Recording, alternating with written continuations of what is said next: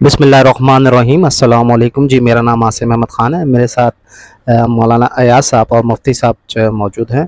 जामअत रशीद में अल्हम्दुलिल्लाह पढ़ाते हैं। इनसे थोड़े से सवालात हम करेंगे आज इनकी मौजूदगी का फ़ायदा उठाते हुए। तो ये कि मुफ्ती साहब मेरे घर पे मौजूद हैं, तो इनसे आज ये कुछ सवालात करते हैं जी। अस्सलामु अलैकुम वरहमतुल्लाहि वबरकातुहू। जी, मैं यहाँ पे आपसे जो है कुछ सवालात करना चाहता हूँ कि अल्हम्दुलिल्लाह आपके बारे में ये मशहूर है कि आपने दीनी तालीम के साथ साथ जो है वो दुनियावी तालीम भी हासिल करी है, और अल्हम्दुलिल्लाह आपने मुल्कों का सफ़र भी जो है ना काफ़ी किया हुआ है।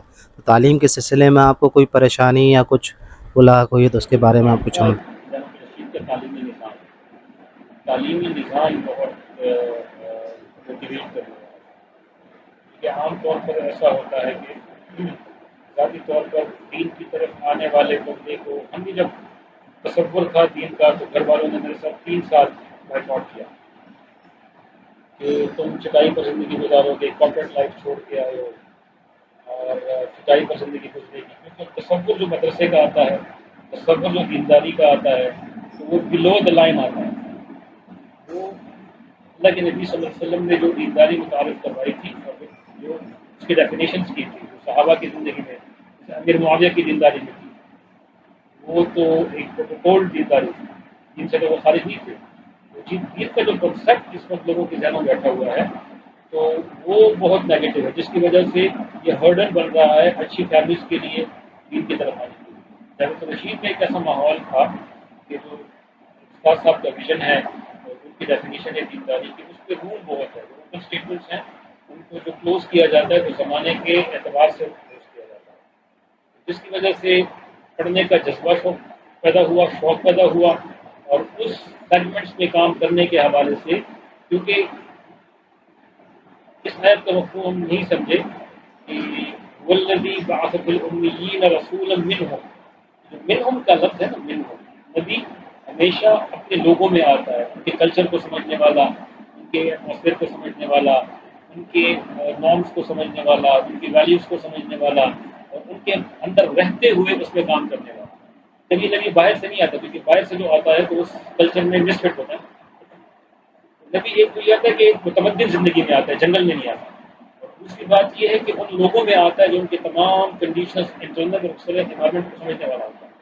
ये हमने जामिया रशीद से सीखा, तो फिर और पढ़ने का जज्बा पैदा हुआ, रिसर्च का जज्बा पैदा हुआ, R&D का पैदा हुआ, तो फिर अभी तक पढ़ ही रहे हैं। अच्छा, आपके बारे में ये सुना है अल्हम्दुलिल्लाह आपने काफ़ी ममालिक का सफ़र किया हुआ है, तो आप थोड़ा सा यहाँ पे बताना सब पसंद करेंगे कौन कौन से ममालिक आपने सफ़र किया हुआ है, तो उसके बारे में थोड़ी सी हमें जो मेरी तफसील कॉर्पोरेट बताएंगे। लाइफ थी तो उसमें ये असबाब मेरे बहुत होते थे उस वक्त, तकरीबन ये सेंट्रल यूरोप और जो मिडल ईस्ट है और जो ईस्ट एशिया है, और ये तो तकरीबन मेरे अक्सर देखे हुए हैं। एग्जीबिशन होते थे, मैं ब्रांड मैनेजर था वॉचेस डिवीजन का मार्केट में जिस कंट्रीज़ का, तो एग्जीबिशन होते रहते थे, हमने जाना होता था इटली में, फ्रांस में, जर्मनी में, स्विट्ज़रलैंड में, बासल, जिनीवा, ज़्यूरिख के एग्जीबिशन थे, कैंस फेस्टिवल थे, सिंगापुर ब्यूटी फ्री एग्जीबिशन थे, फिर मिलान फेस्टिवल थे, यहाँ तो जाते रहते थे। फिर पॉज आ गया जब मैं दीन की तरफ आया, पॉज आ गया, और उस पॉज के दौरान फिर 10 साल मैं 11 साल तक सफ़र नहीं किया। फिर 2017-18 से अल्हम्दुलिल्लाह दीन के सिलसिले में सवाल हो गए। अभी मैं तकरीबन central Europe, America, Canada, UK वगैरह को आना जाना लगा। अभी रमज़ान से पहले कनाडा, यूएस का सफ़र था, अभी शायद जुलाई में दोबारा अच्छा, यहाँ मुफ्ती साहब मैं थोड़ा सा कंपैरिज़न स्कूल के बच्चे और क्या कहते हैं मदारिस के बच्चे में थोड़ा सा करना चाहता हूँ कि देखें माँ बाप जो है ना सुबह सुबह वो चाहते हैं कि उसका बच्चा अच्छा साफ़ सुथरा होकर जो है वो स्कूल जाए या मदरसे जाए। तो मदरसे के बच्चे इस चीज़ में काफ़ी वो हैं, और एफिशिएंसी के हिसाब से, क्योंकि इंसान की फ़ितरत में है कि वो खूबसूरती को और उसकी को पसंद किया जाता है, लेकिन ये कि हमारे मदारिस में थोड़ा सा ये कमी रह गई है कि बच्चे थोड़ा सा साफ़ सुथराई में और इस चीज़ में देखने में भी जो है वो थोड़ा से वो लगते हैं। तो इस बारे में आपका क्या ख़्याल है कि ज़ाहिर-सी बात है आप मदारिस में होते हैं, तो ये चेंजिंग कब आएगी कि क्या कहते हैं बच्चा जो है अच्छा खासा और साफ़-सुथरा होकर जैसे स्कूल के बच्चे जाते हैं, तो वैसे जाए? तो इसके बारे में थोड़ा-सा आपसे जो है रोशनी डालने की एक ज़रूरत है। सबसे बुनियादी वजह यह है कि जो मदारिस के बच्चे हैं उनकी यूटिलाइजेशन कहाँ पर है, कितनी यूटिलाइजेशन है, मेन स्ट्रीम में वो कितने आते हैं, जिसकी वजह से वैक्यूम پیدا ہو رہا ہے مدارس کی وجہ سے، تو وہ ترقی نہیں ہو پا رہی۔ دوسرا جو مدارس کا ایجوکیشنل سسٹم ہے وہ تو ٹوٹل چندوں پہ چل رہا ہے، تو چندوں پہ ایک کوالٹی ٹیچر کی تنخواہ اسکول میں کتنی ہوتی ہے، اور مدرسے میں آپ کے شیخ الحدیث کی تنخواہ دیکھیں وہ کتنی ہوتی ہے، تو اس مثلاً ایک شیخ الحدیث 20-30 ہزار روپے میں آج کل کے زمانے میں وقت گزارتے ہیں، 3 ہزار روپے میں 3 ہزار تو کسی کے بجلی کا بل بھی آج کل نہیں آتا۔ جس قسم کا کرسی میں وہ لائف اسٹائل ان کا ہے وہی ریپلیکیشن ہو رہی ہے طلبا پر بھی، سسٹم پر بھی۔ پراپر سسٹم کو دیکھنا ہے۔ ایک تو یہ ہے کہ ایسے اپرچونیٹیز کہ مدارس کے کتنے 25 ہزار 30 ہزار لوگ فارغ ہوتے ہیں سال کے، کہاں جاتے ہیں اور ان کے لائف اسٹائل کیا ہے۔ ایک ہی ان کے پاس جگہ ہے مسجد کا یا امام بننا یا خطیب بننا، اور یا جو ہے وہ درس دینا، اور اس پر بھی جو ریٹائرڈ لوگ ہیں ان کی کمیٹی کی صورت میں ایک پورا وہ ہوتا ہے، گروپ ہوتا ہے، اس کے پاس آزادی ہوتی نہیں ہے۔ ہمیں ایک پورے سسٹم کو دیکھنا ہے۔ دوسری بات یہ ہے کہ جو مدارس کے بچے ہیں ان کی صبح شام اسی چار دیواری میں ہوتی ہے۔ اسکول کا بچہ ہے وہ صبح اٹھتا ہے، اس کی ماں اس کے لیے اٹھتی ہے، اس کے والد اس کے لیے اٹھتے ہیں، اس کو یونیفارم دھلا ہوا ملتا ہے، ٹائی لگ جاتی ہے، بوٹ پالش ملتے ہیں، ناشتہ تیار ملتا ہے، لنچ باکس پیک ہو جاتا ہے۔ اس کو پتہ ہے کہ میری امپورٹنس اتنی ہے کہ میں، میرے والد صاحب، میری والدہ، پورا گھر کا نظام اس کے لیے خدمت کے لیے ایکٹیو ہو جاتا ہے۔ پھر وین آتی ہے یا والد صاحب چھوڑنے جاتے ہیں یا والدہ چھوڑنے جاتی ہیں، اسپاٹ کرتے ہوئے پھر وہ جس معاشرے میں اس کی زندگی گزارنی ہے اس پورے معاشرے کو وہ دیکھ رہا ہوتا ہے۔ یہ کون ہے بابا؟ یہ دودھ والا ہے، اس کا کیا کام ہے؟ یہ بیٹا صبح صبح دودھ سپلائی کرتا ہے۔ یہ کون ہے؟ یہ اخبار والا ہے، یہ روٹی والا ہے، یہ نان والا ہے، یہ فلانا ہے۔ تو مستقبل میں اس کے جو پروسیسر ہے وہ پورا پروسیس کر رہا ہوتا ہے، اور اس کی بیک پہ فیڈنگ ہو رہی ہوتی ہے کہ بھئی یہ میرے لیے کوئی اجنبی لوگ نہیں ہیں۔ پھر اسکول میں جب جاتے ہیں کوئی ڈاکٹر کا بیٹا ہے، کوئی مزدور کا بیٹا ہے، کوئی انجینئر کا بیٹا ہے، کوئی بزنس مین کا بیٹا ہے، کوئی MBA کا بیٹا ہے، ان کے ساتھ خلط ملط ہو رہا ہے۔ یہ 16 سال 14 سال 12 سال کے اس ماحول میں تعلیم حاصل کرنے کے بعد جب وہ معاشرے میں کام کرنے کے لیے جاتے ہیں تو اس کو اجتماعیت کا احساس نہیں ہوتا۔ سارے وہی لوگ ہوتے ہیں، اپنے لوگوں میں کام کر رہے ہیں۔ اب مدرسے کے بچے کو دیکھیں جس نے 8-10 سال یا 12 سال حفظ میں شامل کر لیں تو 12-14 سال کی پڑھائی بنتی ہے۔ یہ ایک چار دیواری میں گزارتا ہے۔ صبح اٹھتا ہے تو وہی قاری صاحب کو دیکھ رہا ہوتا ہے، اپنے اساتذہ کو دیکھ رہا ہوتا ہے، والدین کی طرف سے نہیں، والدین کی طرف سے دور ہوتے ہیں۔ اب قاری صاحب کے اٹھانے کا طریقہ اور والدہ کے اٹھانے کا طریقہ میں تو فرق ہوگا نا۔ والدہ کو محبت سے اٹھائے گی، قاری صاحب تو ایک دفعہ راؤنڈ لگائیں گے، نہیں اٹھا دوسرا دفعہ لات مار کے اٹھائیں گے۔ یہ نظام ہے۔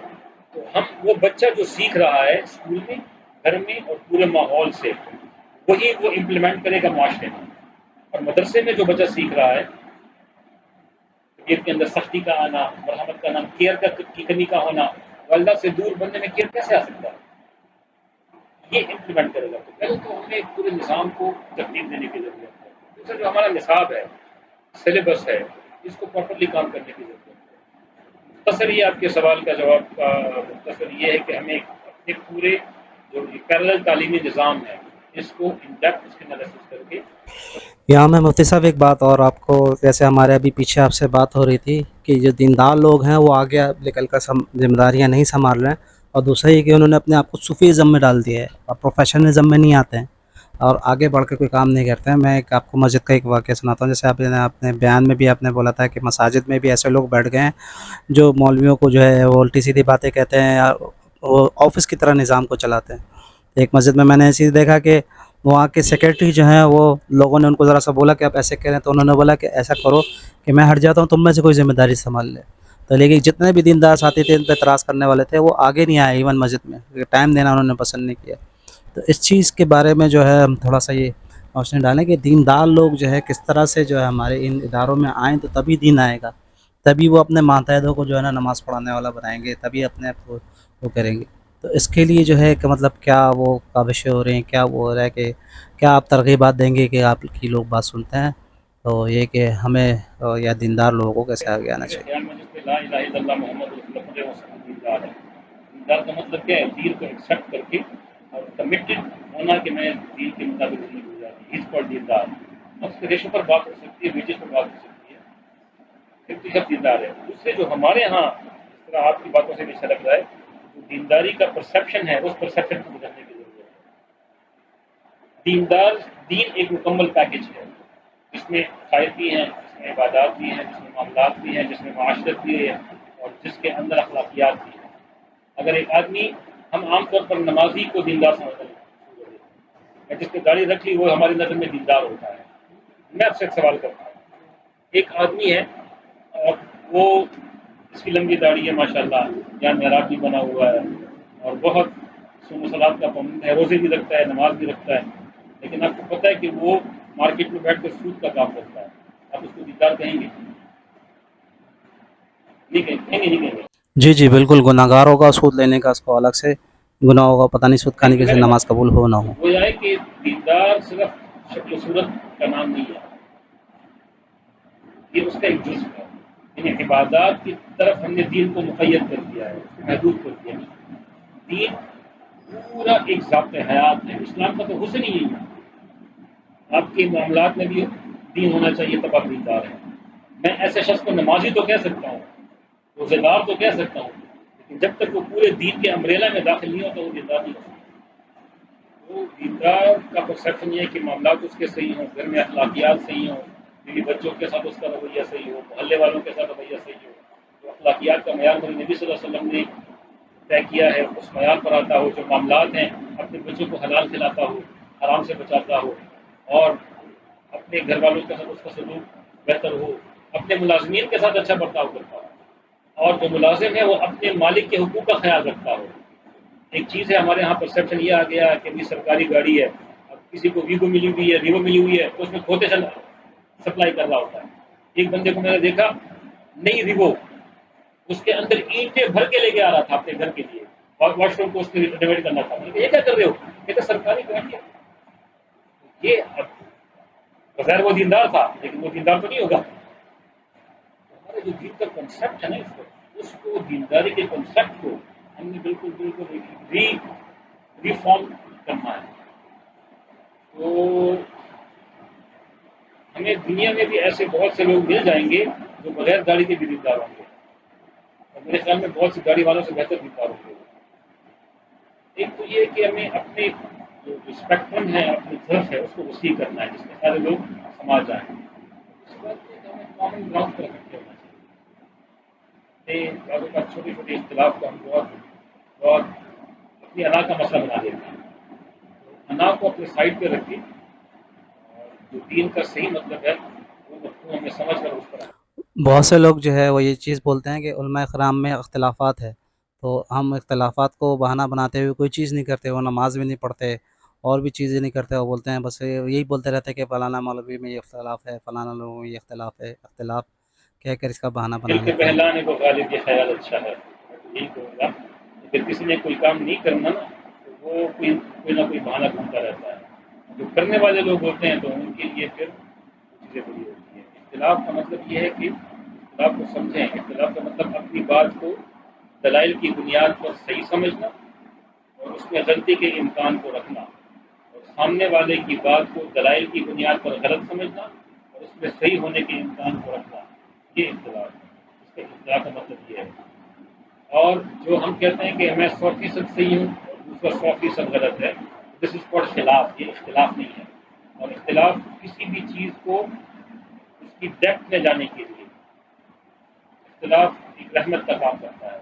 ریسرچ میں کیا چیز ہوتی ہے؟ اختلاف ہی تو ہوتا ہے نا۔ آپ ایک کنکلوژن لے کر آئے، میری سمجھ میں نہیں آ رہا، میں اس کو دوبارہ ریسرچ کروں گا، اس میں دوبارہ تھیسس لکھوں گا، اس کو دوبارہ جو ہے وہ اس کی ڈیپتھ میں جاؤں گا، ایک نئے آئیڈیاز کے ساتھ آؤں گا۔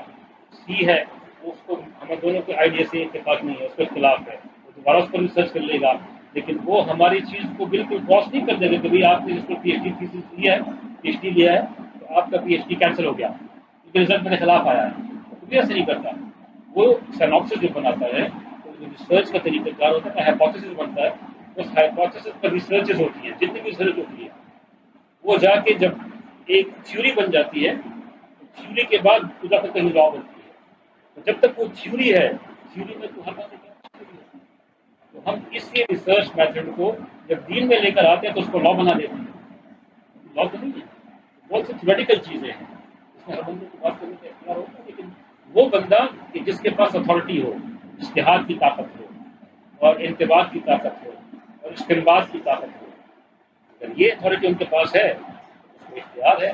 لیکن اگر اندر تو ذرا آگے کسی کی دوسرے کی فیلڈ کے اندر ان کی اتھارٹی کو چیلنج کرے گا تو یہ چیز ناکام ہوگی. اچھا، یہاں میں نظام تعلیم کے بارے میں دیکھیے پاکستان میں تو 3 قسم کے نظام تعلیم چل رہا ہے، تو یہ کہ ایک نظام تعلیم کیوں نہیں ہو سکتا ہے ہمارے یہاں؟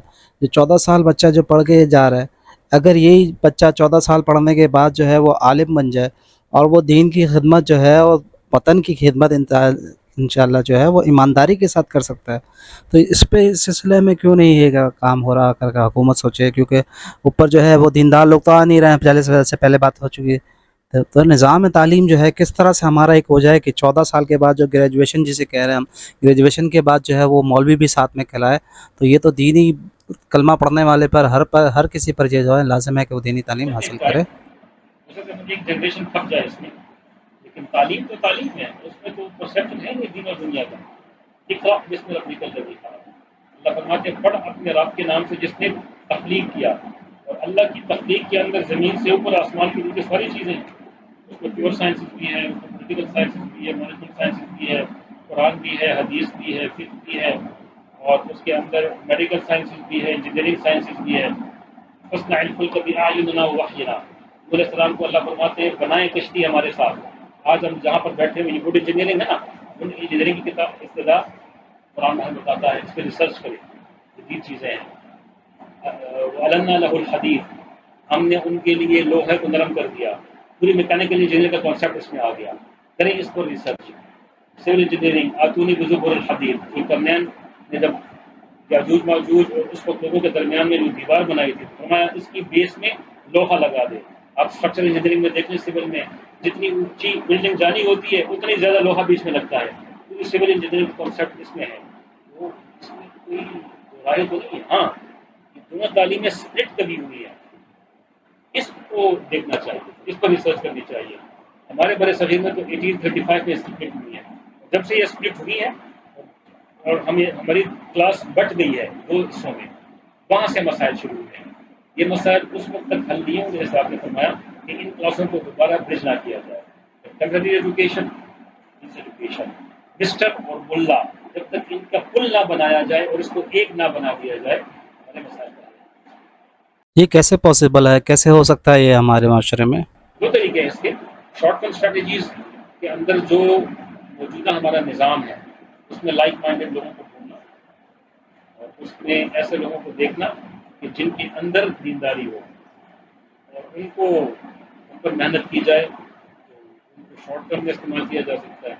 اور پھر لانگ ٹرم میں ایسا نظام تعلیم، کیونکہ چینج مینجمنٹ کا اصول ہے کہ it takes a decade not a decade a century for nations to be changed, کہ قوموں کو بدلنے کے لیے صدیاں چاہیے ہوتی ہیں اور ایک صدی 3 نسلوں پر محیط ہوتی ہے. عام طور پر 30-35 سال ایک نسل لکھی جاتی ہے.